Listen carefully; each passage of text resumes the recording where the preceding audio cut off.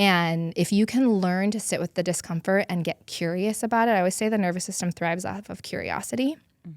So if you can just get curious of like, okay, I'm feeling something, I just read something in a book and I'm feeling this big reaction in my body. Like, where is it sitting? What does it feel like? Giving it a physical name. Is it tight? Is it expansive? Is it sharp, burning? Breathe with it. What happens if I just get curious about what it means? It doesn't mean I'm a bad person. It doesn't mean X, Y, Z. And you just sit with it and you breathe through it. You can eventually kind of like move through it and help it to integrate and deconstruct it rather than reacting to it and shutting it down, which is what we're taught to do. So when you feel that tightness in your chest or whatever, are there different feelings that correlate with different things? Yes. Do you know what I mean? Like, yeah. okay, if you feel something in your chest or if you feel something in your stomach or if you feel something, I don't know, in your head. Sometimes people feel like tingling in their hands is how what does that anxiety will mean? manifest. It's just your nervous system's responding, and that's how your nervous system is like, that's how your body's talking to you, telling you that you are in that sympathetic state. So like for me, my anxiety usually like manifests as kind of like upset, like butterflies in the stomach, tight chest. Sometimes I'll feel it in my throat. And so that's an indicator to me. And what I tell people is we're taught to be afraid of our anxiety. And your anxiety is like, I often relate to your nervous system as your inner child, because your nervous system is a blueprint of your life. We experience the world through our nervous system. And so that's why like things like PTSD and CPTSD, if people experience something that feels similar, they feel like they're actually in that moment. And that's like a trigger of what we talk about, right? And so if you can rewire that moment, and one of my favorite trauma therapists, his name's Resmaa Menakem, he wrote My Grandmother's Hands, which is actually a trauma and anti-racism book. It's phenomenal. He talks about metabolizing our trauma. And that's like a big part of what happens to where we end up with a dysregulated nervous system, chronic anxiety, chronic depression, is that trauma doesn't get metabolized. And so it just kind of like sits undigested. Ouch. And then it hurts. And then it hurts. Wow. Yeah. Wow. Exactly.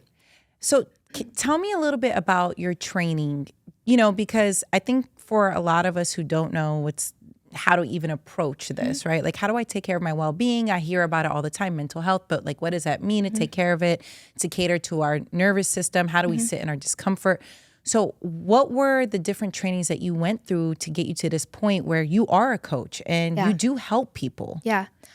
So I grew up doing meditation and yoga. So that was kind of like my basis for understanding the importance of the somatic, the soma, the body. And then I went through a like coaching certification, which like, I don't really give much like credit to that. But then I've done multitude like trauma-informed trainings, somatic movement trainings, like somatic therapy trainings, like just, I probably have done like 10. I'm constantly wanting to keep learning and keep like, keep adding to my toolkit. So, I would say over the last 5 or 6 years, I've probably done 10 different trainings. Wow. And so I find what works. And I also know that things that work for me might not work for my clients. And so I like to teach things that even though they might not work for me, a client might really find like safety in that tool and peace in that tool. And so I'll share all sorts of different things with people. What's your favorite training? I really love polyvagal theory. Ooh, what's this? Sounds complicated. Yeah, it does. So your vagus nerve, this is actually where I originally went viral, was I posted a TikTok. This is actually how my friend and I met.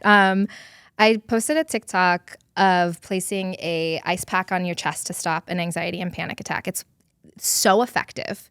Really? Because what it does is your vagus nerve is the nerve, it's the 10th cranial nerve, and it stems from your brainstem and splits in two and goes all the way down and wraps around your small intestine.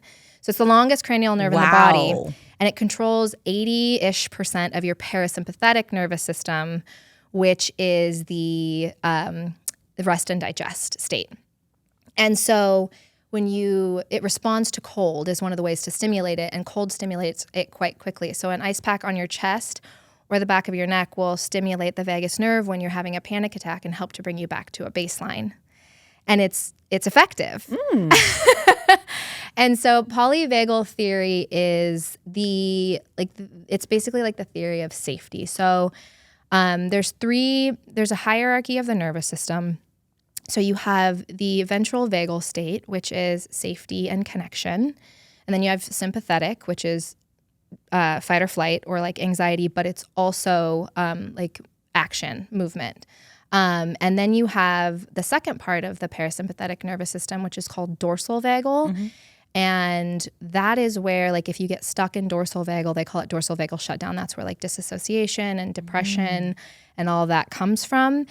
And so oftentimes people will bounce back and forth between anxiety and depression or between shutdown and anxiety, because in order to come back up to ventral vagal, you have to finish the stress cycle. So your body actually has to come up to an arc and come back down. And the reason that a lot of people live with chronic anxiety is because something happened in their life, either a one-time thing or an extended thing, where it took them into one of those states, and in order for their body to keep them safe, it was unable to finish that stress cycle and come back to safety. So they kind of got stuck there. And so it's called coming outside of your window of tolerance. And so that creates more of a, for lack of better words, sensitivity in the nervous system to become more sensitive to discomfort.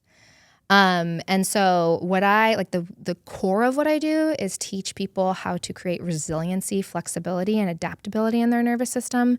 So you want to kind of like push up against those discomforts, do things that you think you can't do, come out on the other side, finish that stress cycle, and that will actually create more resilience in the nervous system and help you to be able to tolerate more discomfort.